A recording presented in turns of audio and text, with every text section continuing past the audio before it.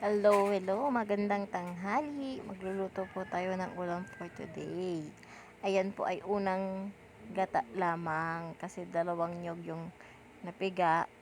Tapos kokonti lang yung malunggay namin. Kaya isang piga lang po yung ginawa namin. Ayan. Badi po ang aming sinahog dyan. Pinakuluan ko lang po naman ang unang gata bago ko ilalagay yung malunggay para po mas masarap. Ayan, at saka halo-halo lang para hindi mamuo-muo. Ayan, halo lang more.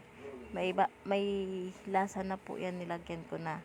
At saka yan, nilagyan na po namin yung malunggay. Nilagyan ko po yan ng bawang, sibuyas, asin, at nilagyan po ni tita ng konting asukal para mas masarap daw po. Ayan, halo-halo lang habang nilalagay.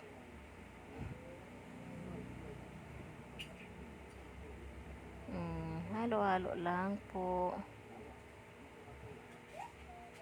Ayan. Pagkatapos po nating haluin, i-rest lang po natin yan ng konti para hindi po siya pumait. Kasi pag nasobrahan naman po yan sa halo is napait po yung malunggay. Ayan, mga mamshi. Ganyan po ang gawin nyo sa malunggay para po mas masarap, mas malinamnam pag kumain. Talagang gaganahan po kayo pag kumain pag ganyang mga ulam. Solve na po sa mga taga Bicol. Caring na, dami nang nakakain.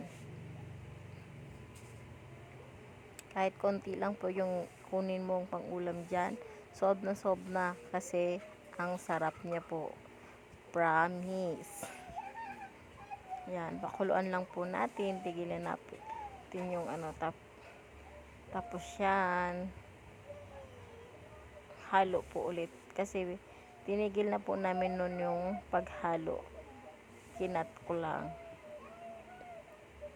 Tapos yan, luto na yan, luto na po yan.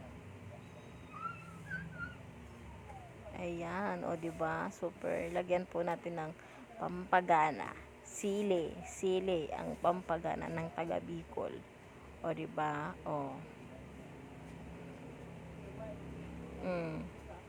goodbye, thank you for watching.